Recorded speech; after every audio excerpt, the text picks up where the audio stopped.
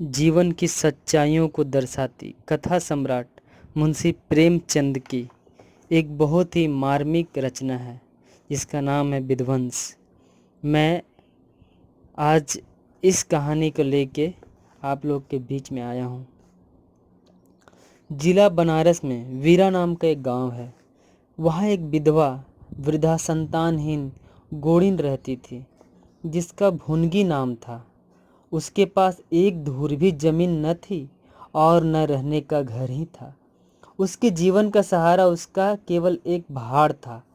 प्रायः गांव के लोग एक बेला चना चबेना या सत्तू पर निर्वाह करते ही हैं, इसलिए भुनगी के भाड़ पर नित्य ही भीड़ लगी रहती थी।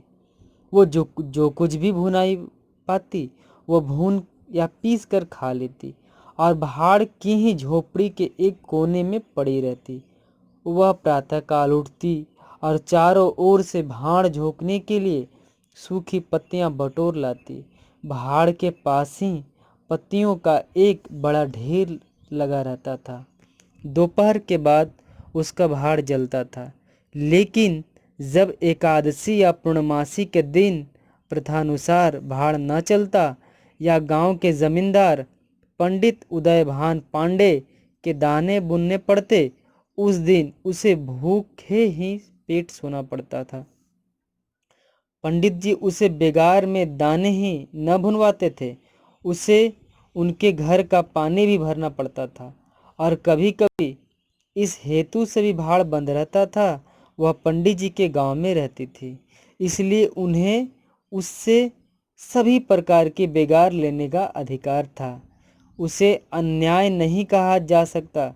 अन्याय केवल इतना था कि बेगार सुख ही लेते थे। उनकी धारणा यह थी कि जब खाने को ही दिया जाएगा तो बेगार कैसी। किसान को अधिकार है कि बैलों को दिन भर जोतने के बाद शाम को खूंटे से भूखा बांध दे। यदि वह ऐसा नहीं करता तो वह उसकी दयालुता नहीं है, केवल अपनी हित चिंता है। पंडित जी को उसकी चिंता न थी, क्योंकि एक तो भुनगी दो एक दिन भूखी रहने से मर नहीं सकती थी, और यदि दैवयोग से मर भी जाती तो उसकी जगह दूसरा गुण अपनी बड़ी आसानी से बसाया जा सकता था। पंडित जी की यही क्या कम कृपा थी कि वह भुनगी को अपने गांव में बसाए हुए थे। चैत का महीना था और संक्रांति का पर्व था। आज के दिन अन्न का सत्तू खाया और दान दिया जाता है। घरों में आग नहीं जलती। भुनगी का भाड़ आज बड़े जोरों पर था। उसके सामने एक मेला सा लगा हुआ था। सांस लेने का भी अवकाश न था। ग्राहकों की जल्दीबाजी पर कभी कभी झुंझला पड़ती थी।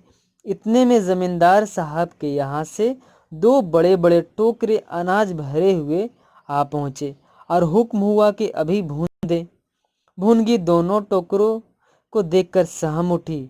अभी दोपहर था, पर सूर्यास्त के पहले इतना अनाज भूनना संभव था? असंभव था, संभव ही नहीं था। घड़ी दो घड़ी और मिल जाते तो एक अठवारे के खाने भर को अनाज हाथ आता। दैव से इतना भी न देखा गया इन यमदूतों को। अब पहर रात तक सेंत मेत में भाड़ जलाना पड़ेगा। एक नैराश्य का भाव से दोनों टोकरे ले लिए। चपरासी ने डांट कर कहा, देर न लगे, नहीं तो तुम जानोगी। भुनगी, यहीं बैठे रहो, जब भून जाए तो लेकर जाना। किसी दूसरे के दाने छूं तो हाथ काट ले। चपरासी, बैठने की हमें छुट्टी नहीं है, लेकिन तीसरे पहर तक दाना भून जाए। चपरासी तो यह ताकीद करके चलते बने और भुनगी अनाज भूनने लगी। लेकिन मन भर अनाज भूनना कोई हंसी तो थी नहीं। उस पर बीच बीच में भुनाई बंद करके भाड़ भी झोंकना पड़ता था। अतएव तीसरा पहर हो गया और आधा काम भी न हुआ तो उसे भय हुआ कि जमींदार के आदमी आते होंगे। आते ही गालियां देंगे, मारेंगे, और उसने और वेग से हाथ चलाना शुरू किया। रास्ते की ओर ताकती और बालू नाद में छोड़ती जाती, यहाँ तक कि बालू ठंडी हो गई, सेवड़े निकलने लगे। उसकी समझ में न आता क्या करें। न भूनते बनता था न छोड़ते बनता था। सोचने लगी कैसी विपत्ति है। पंडित जी कौन सी मेरी रोटियां चला देते हैं, कौन से मेरे आंसू पोंछ देते हैं। रक्त जलाती हूँ तब कहीं दाना मिलता है, लेकिन जब देखो खोपड़ी पर सवार रहते हैं। इसलिए न कि उनकी 4 अंगुल धरती से मेरा निस्तार हो रहा है। क्या इतना सी जमीन का इतना मोल है। ऐसे कितने ही टुकड़े गांव में बेकाम पड़े हैं, कितनी बखरियां उजाड़ पड़ी हुई है। वहां तो केसर नहीं उपजती, फिर मुझी पर क्यों आठों पहर धौंस रहती है। कोई बात नहीं हुई और धमकी मिली कि भाड़ खोद कर फेंक दूंगा, उजाड़ दूंगा। मेरे सिर पर भी कोई होता तो क्या बौछारें सहनी पड़ती। वह इन्हीं कुत्सित विचारों में पड़ी हुई थी। दोनों दान चपरासियों ने आकर कर्कश स्वर में कहा, क्यों री दाने भून गए। भूनगी ने निडर होकर कहा, भून तो रही हूँ, देखते नहीं हो। चपरासी, सारा दिन बीत गया, तुझसे इतना दाना न भूना गया। यह तू दाना भून रही है या उसे चौपट कर। यह तो बिल्कुल सेवड़े हैं, इनका सत्तू कैसे बनेगा। हमारा सत्यानाश कर दिया।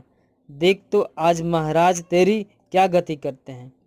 परिणाम यह हुआ कि उसी रात को भाड़ खोद डाला गया और वह अभाविन विधवा निरावलंब हो गई। भुनगी को अब रोटियों का कोई सहारा न रहा। गांव वालों को भी भाड़ के विध्वंस हो जाने से बहुत कष्ट होने लगा। कितने ही घरों में दोपहर को दाना ही न मयस्सर होता। लोगों ने जाकर पंडित जी से कहा कि बुढ़िया को भाड़ जलाने की आज्ञा दे दीजिए, लेकिन पंडित जी ने कुछ ध्यान न दिया। वह अपना रोब न घटा सके। बुढ़िया से उसके कुछ शुभचिंतकों ने अनुरोध किया कि जाकर किसी दूसरे गांव में क्यों नहीं बस जाती, लेकिन उसका हृदय इस प्रस्ताव को स्वीकार न करता। इस गांव में उसने अपने अधीन के 50 वर्ष काटे थे। यहाँ के एक एक पेड़ पत्ते से उसका प्रेम हो गया था।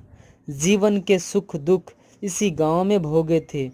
अब अंतिम समय वह इसे कैसे त्याग दे, यह कल्पना ही उसे संकटमय जान पड़ती थी। दूसरे गांव के सुख से यहाँ दुख भी प्यारा था। दूसरे गांव के सुख से यहाँ दुख भी प्यारा था। इसी प्रकार 1 महीना गुजर गया। प्रातःकाल पंडित उदयभान अपने 2-3 चपरासियों के साथ लगान वसूल करने जा रहे थे। कारिंदों पर उन्हें विश्वास न था। अनजाने में, डांड भांड में, रसूम में वह किसी अन्य व्यक्ति को शरीक न करते। बुढ़िया के भाड़ की ओर ताका तो बदन में आग सी लग गई। उसका पुनरुद्धार हो रहा था। बुढ़िया बड़े वेग से उस पर मिट्टी के लोंदे रख रही थी। कदाचित उसने कुछ रात रहते ही काम में हाथ लगा दिया था और सूर्योदय से पहले ही उसे समाप्त कर देना चाहती थी। उसे लेस मात्र भी शंका न थी कि मैं जमींदार के विरुद्ध कोई काम कर रही हूँ। क्रोध इतना चिरजीवी हो सकता है, इसका ख्याल भी उसके मन में न था। एक प्रतिभाशाली पुरुष किसी दीन अबला से इतना कीना कैसे रख सकता है। उसे उसका ध्यान भी न था। वह स्वभावतः मानव चरित्र को इससे कहीं ऊंचा समझती थी। लेकिन हाँ, हतभागिनी, तूने धूप में ही बाल सफेद किए। सहसा उदयभान ने गरज कर कहा, किसके हुक्म से। भुनगी ने हकबका कर देखा तो सामने जमींदार महोदय खड़े हैं। उदयभान ने पूछा, किसके हुक्म से बना रही हूँ। भुनगी डरते हुए बोली, सब लोग कहने लगे तो बना रही हूँ। उदयभान, मैं अभी से फिर खुदवा डालूंगा। यह कहकर उसने भाड़ में एक ठोकर मारी। गीली मिट्टी सब कुछ लिए दिए बैठ गई। दूसरी ठोकर नाद पर चलाई, लेकिन बुढ़िया सामने आ गई और ठोकर उसकी कमर पर पड़ी। अब उसे क्रोध आया। कमर सहलाते हुए बोली, महाराज, तुम्हें आदमी का डर नहीं है तो भगवान का तो डर होना ही चाहिए। मुझे इस तरह उजाड़ कर क्या पाओगे। क्या इस 4 अंगुल धरती से मैं सोना निकल आएगा? मैं तुम्हारे भले की कहती हूँ, दीन की हाय मत लो, मेरा रोया दुखी मत करो। उदय बहान ने बोला, अब तो यहाँ फिर भाड़ न बनाएगी भूनगी? भाड़ न बनाऊंगी तो खाऊंगी क्या? उदय भान बोला, तेरे पेट का हमने ठेका नहीं लिया है भूनगी। टहल तो तुम्हारी करती हूँ, खाने को कहाँ जाऊँ? उदयभान, गांव में रहोगी तो टहल करनी पड़ेगी भूनगी। टहल तो तभी करूँगी जब भाड़ बनाऊंगी, गांव में रहने के नाते टहल नहीं कर सकती।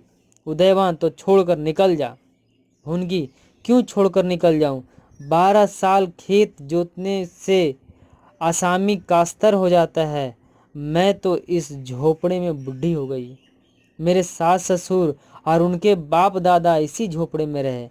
अब इसे यमराज को छोड़कर और कोई मुझसे नहीं ले सकता। उदय भान बोला, अच्छा तो अब कानून भी बहारने लगी? हाथ पैर पड़ती तो चाहे मैं रहने भी देता, लेकिन अब तुझे निकाल कर तभी दम लूंगा। अभी जाकर उसके पत्तियों के ढेर में आग लगा दो, देखो कैसे भाड़ बनता है। एक क्षण में हाहाकार मच गया। ज्वाला शिखर आकाश से बातें करने लगा। उसकी लपटें किसी उन्मत्त सी भांति इधर उधर दौड़ने लगी। सारे गांव के लोग उस अग्नि पर्वत के चारों ओर जमा हो गए। भुनगी अपने भाड़ के पास उदासीन भाव से यह खड़ी लंका दहन देखती रही। अकस्मात वह बेग से आकर उसी अग्निकुंड में कूद पड़ी। लोग चारों तरफ से दौड़े, लेकिन किसी की हिम्मत न पड़े कि आग के मुंह में जाए। क्षण मात्र में उसका सूखा शरीर अग्नि में समाविष्ट हो गया। उसी पल पवन भी वेग से चलने लगी। ऊर्ध्वगामी लपटें पूर्व दिशा की ओर दौड़ने लगी। भाड़ के समीप ही किसानों की कई झोपड़ियां थी, वह सब उन्मत्त ज्वालाओं का ग्रास बन गई। इसी भांति प्रोत्साहित होकर लपटें और आगे बढ़ी।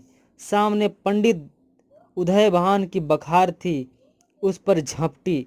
अब गांव में हलचल पड़ी। आग बुझाने की तैयारियां होने लगी, लेकिन पानी के छींटों ने आग पर तेल का काम किया। ज्वालाएं भड़की और पंडित जी के विशाल भवन को दबोच बैठी। देखते ही देखते वह भवन उस नौका की भांति जो उन्मत्त तरंगों के बीच में झकोरे खा रही हो, अग्नि संसार में विलीन हो गया। और वह क्रंदन ध्वनि जो उसके भस्मावेश में प्रस्फुटित होने लगी, भुनगी के शोकमय विलाप से अधिक करुणाकारी थी।